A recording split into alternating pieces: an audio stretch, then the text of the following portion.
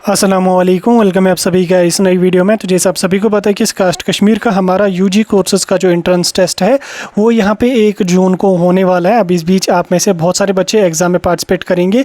अब एग्ज़ाम में पार्टिसिपेट करने के लिए किन किन चीज़ों का आपको ध्यान रख लेना है, एग्ज़ाम के दिन आपको कौन कौन से डॉक्यूमेंट्स, कौन कौन सी चीज़ें साथ लेके जानी है, क्या इंपॉर्टेंट इंस्ट्रक्शंस हैं, वो आपके साथ इस वीडियो में मैं क्लियर करूँगा। ये वीडियो आपके लिए बहुत ही ज़्यादा इंपॉर्टेंट रहने वाला है। इस वीडियो को एंड तक देख लेना, चैनल को भी सब्सक्राइब कर देना, व्हाट्सएप और टेलीग्राम ग्रुप ज्वाइन कर लेना, लिंक आपको डिस्क्रिप्शन में मिल जाएगी। तो चलिए वीडियो को शुरू कर लेते हो। देख लेते हैं यहाँ पे कास्ट कश्मीर यूजी कोर्सेज़ के एंट्रेंस के बारे में। तो देखो कास्ट कश्मीर का जो हमारा एग्ज़ाम है वो यहाँ पे 1 जून को होने वाला है। इस बीच आपके जो एडमिट कार्ड्स हैं वो यहाँ पे रिलीज़ हो चुके हैं। होपफुली आप लोगों ने अपना एडमिट कार्ड डाउनलोड किया होगा। और अगर आप यूटी लद्दाख के रेजिडेंट हैं या अगर आप यूटी लद्दाख के बच्चे हैं तो आपको एग्ज़ाम देने की ज़रूरत नहीं है। आपको मेरिट यानी कि मार्क्स के बेस पर सिलेक्शन हो जाएगी। सिर्फ और सिर्फ जम्मू कश्मीर के बच्चों को एग्ज़ाम देना है। Other states, other union territories, NRI quota के जो बच्चे हैं उनको एग्ज़ाम देना नहीं है। उनकी जो सिलेक्शन होगी वो 12th के मार्क्स के बेस पे हो जाएगी। ठीक, ये सारी चीज़ें आपको पता है। आपने एडमिट कार्ड अपना डाउनलोड किया होगा, आपको पता चल गया होगा कि आपका एग्ज़ाम कहाँ पे है। क्या आपका एग्ज़ाम जम्मू के किसी एग्ज़ाम सेंटर में है, कश्मीर या श्रीनगर के किसी एग्ज़ाम सेंटर में, वो सारी चीज़ें आपको पता चल गई होगी। अब कुछ इंपॉर्टेंट इंस्ट्रक्शंस हैं वो मैं आपके साथ क्लियर करूँगा, कौन कौन सी चीज़ों का आपको यहाँ पर ध्यान देना है। देखो एग्ज़ाम जो आपका होगा वो यहाँ पर 11 बजे स्टार्ट हो जाएगा। ठीक, 11 बजे आपका एग्ज़ाम स्टार्ट हो जाएगा, लेकिन आपको जो है वो 2 घंटे पहले रिपोर्ट करनी, यानी कि आपको 9 बजे यहाँ पर रिपोर्ट करनी पड़ेगी एग्जामिनेशन हॉल में। इनकी रिपोर्टिंग टाइम जो आपको दिया गया है वो 9 बजे दिया गया है। एग्जाम जो आपका होगा वो यहाँ पे 11 बजे से स्टार्ट हो जाएगा। ठीक, 11 बजे से स्टार्ट हो जाएगा, 1:15 तक आपका यहाँ पे पेपर चलेगा। इस बीच डिपेंड करेगा कि आपकी स्ट्रीम क्या है। अगर आपकी PCB स्ट्रीम है तो आपको फिजिक्स, केमिस्ट्री, बायो का ही पेपर अटेम्प्ट करना है। अगर आपकी स्ट्रीम PCM है तो आप फिजिक्स, केमिस्ट्री, मैथमेटिक्स को ही अटेम्प्ट कर लेना। और अगर आपकी स्ट्रीम PCBM है, अगर आप इंजीनियरिंग कोर्सेज में भी जाना चाहते हैं, बायो की कोर्सेज में भी जाना चाहते हैं, तो आप चारों सेक्शंस को अटेम्प्ट कर लेना। इनके फिजिक्स को भी अटेम्प्ट कर लेना, केमिस्ट्री और बायो को भी अटेम्प्ट कर लेना। हाँ, अगर आप जो है इंजीनियरिंग के फील्ड में नहीं जाना चाहते तो आप सिर्फ मेडिकल के फील्ड में आना चाहते हैं, यानी कि एग्रीकल्चर, हॉर्टिकल्चर, सेरिकल्चर, BVSC वगैरह में आना चाहते हैं, तो आप फिजिक्स, केमिस्ट्री, बायो का पोर्शन ही अटेम्प्ट कर सकते हैं।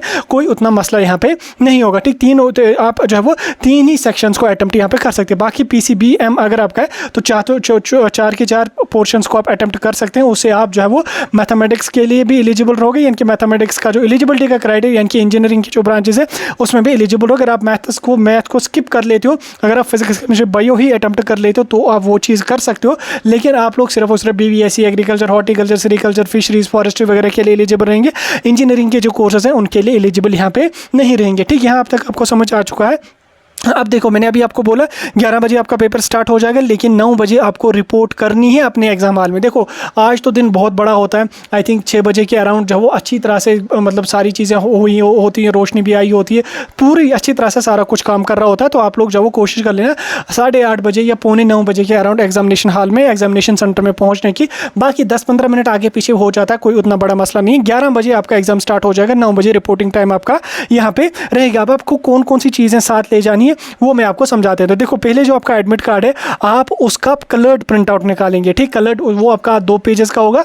आप 1 पेज का कलर्ड प्रिंट निकालना या दोनों पेजेस का कलर्ड प्रिंट निकालना, कोई मसला उतना नहीं है। कलर्ड प्रिंट आउट आप दोनों पेजेस का निकालना। ठीक, हो सके तो आप लोग जो वो 2 कॉपीज़ प्रिंट आउट उसकी निकालना, क्योंकि अगर 1 कॉपी आपकी खो जाती है, कट जाती है, तो अल्टरनेट आपके पास ऑप्शन होना चाहिए। ठीक, उसके साथ साथ आपको जो है ID प्रूफ एक अपना साथ लेना। ID प्रूफ में आप अपना Aadhaar card, PAN card, driving licence, कोई सा भी चीज़ आप अपने पास जो है वो ले जा सकते हैं, कोई मसला उसमें नहीं है। और साथ में अपना पेन वगैरह भी आप लेके जाना। उसके अलावा ठीक, उसके अलावा यहाँ पे फ़ोटोग्राफ भी आप अपना साथ ले जाना। लेकिन यहाँ पे इंस्ट्रक्शंस में कहीं पे भी फ़ोटोग्राफ का जिक्र नहीं किया गया है, लेकिन मैं आपको बोल रहा हूँ कि आप फ़ोटोग्राफ अपने 1-2 कॉपी साथ लेके जाना, क्योंकि मे भी OMR शीट पर आपको लग सकती है, बट इंस्ट्रक्शंस में फ़ोटोग्राफ का कहीं पर भी जिक्र नहीं है। अब आप कमेंट्स में मुझे ये नहीं बोलना कि सर हमें एडमिट का फ़ोटो लेना है या नहीं लेना है, कौन सा फ़ोटो ले लें। आप फ़ोटो साथ 1 या 2 कॉपीज़ अपने पासपोर्ट साइज़ फ़ोटोग्राफ साथ ले जाना। जो आपने फॉर्म पे लगाई है अगर वो है तो अच्छी बात है, नहीं है तो कोई सी भी फ़ोटोग्राफ अपनी जो है वो 1 या 2 कॉपीज़ अपने साथ लेके जाना। साथ में पेन जो है अपने साथ ले जाना। और उसके साथ साथ अपना जो ब्रेन है, अपना जो दिमाग है, उसको घर में बिल्कुल भी भूलना नहीं है, वो अपने साथ आपको लेना है और फुल चार्ज करके वो आपको घर से यहाँ पे लेना पड़ेगा। ठीक, ये सारी चीज़ें आपको समझ आ गई। इसके अलावा आपको जो है वो कोई भी इलेक्ट्रॉनिक गैजेट जैकेट वगैरह जो है वो बिल्कुल भी पहन के नहीं जाना है। साथ में अगर मैं ड्रेस कोड की बात करूँ तो कास्ट कश्मीर का कोई भी ड्रेस कोड होता नहीं, आप नॉर्मल कपड़े पहन के जा सकते हैं। जो नॉर्मल कपड़े आपके होते हैं, ट्राउज़र, टी शर्ट वगैरह या जीन्स वगैरह भी आप पहन के जा सकते हैं, कोई मसला उसमें नहीं है। लेकिन ऐसा ना हो कि जीन्स के जो है उसमें आप मोबाइल फ़ोन भी लेके जाओगे, ईयरबड्स या बाकी कोई इलेक्ट्रॉनिक गैजेट वगैरह आप साथ ले जाओगे, वो गलती नहीं करना। आप कपड़े कोई भी लगा के जा सकते हैं या लेकिन कोई इलेक्ट्रॉनिक गैजेट वगैरह, मोबाइल फ़ोन वगैरह एलो नहीं है, तो वो आप घर में ही छोड़ के चले जाना, उसमें कोई मसला यहाँ पे नहीं बनेगा, ठीक है। उसके साथ साथ आपको ये चीज़ यहाँ पे ध्यान रखनी है कि जब आप जो है एग्ज़ाम हॉल में पहुँचोगे, अपना जो एग्ज़ाम हॉल होगा, जिस भी मतलब जहाँ पे भी आपका एग्ज़ाम होगा, एग्ज़ाम हॉल में पहुँचोगे तो आप लोग देख लेना कि आपको सीट कौन सी अलॉट की गई होती है। सीट के ऊपर नंबर भी लिखा हुआ होता है, लिस्ट भी लगी होती है और एग्जामिनर जो वहाँ पे ड्यूटी होती है वो आपको बोलेंगे भी। तो जो आपको सीट अलॉट की गई है, आप अपनी सीट पे ही बैठना है। और उसके साथ साथ जब तक ना आपको बोला जाए कि आप एग्ज़ाम हॉल अपना लीव करो, तब तक आप अपना एग्ज़ाम हॉल लीव नहीं करना, यानी कि अपनी OMR शीट जो है उसको तब तक नहीं सबमिट करना जब तक ना आपको बोला जाएगा कि आप अपनी जो OMR शीट है उसको सबमिट करो। और उसके बाद एग्ज़ाम हॉल से आप एग्ज़िट ले लो, तो तब जाके आप अपने एग्ज़ाम हॉल से जो है वो एग्ज़िट ले लेना। और साथ में जो आपकी OMR शीट है उसको बड़ी ध्यान से, बड़ी केयरफुली आपको फिल करना पड़ेगा। कोई गलती उसमें नहीं करना, कुछ गलत उसमें फिल नहीं करना। जो जो चीज़ें आपको पूछी गई हैं एज इट इज़ वही चीज़ें आप वहाँ पे उसमें मेंशन करना। OMR शीट पे मैं भी वीडियो डालूंगा और यूट्यूब पे आपको बहुत सारी वीडियोस देखने को भी मिलेंगी OMR शीट कैसे फिल की जाती है।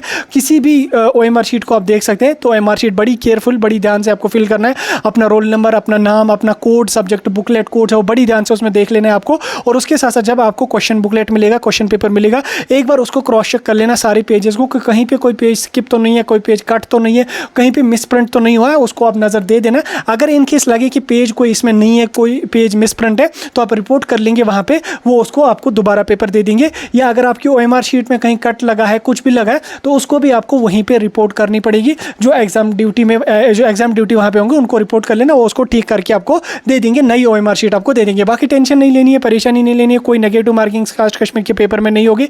बिल्कुल आराम से जाओ, टेंशन के बिना अपना पेपर देने जाओ। इंशाल्लाह जो आपने मेहनत करी है उसका फल आपको ज़रूर और ज़रूर मिलेगा। बाकी हमारी तरफ से आप सभी बच्चों को ऑल द बेस्ट। अल्लाह ताला आपकी मेहनत को रंग लाए, आपको कामयाब करे, आपके साथ साथ हमें भी कामयाब करे। बाकी कोई डाउट होगा मुझे कमेंट्स में पूछ सकते हैं।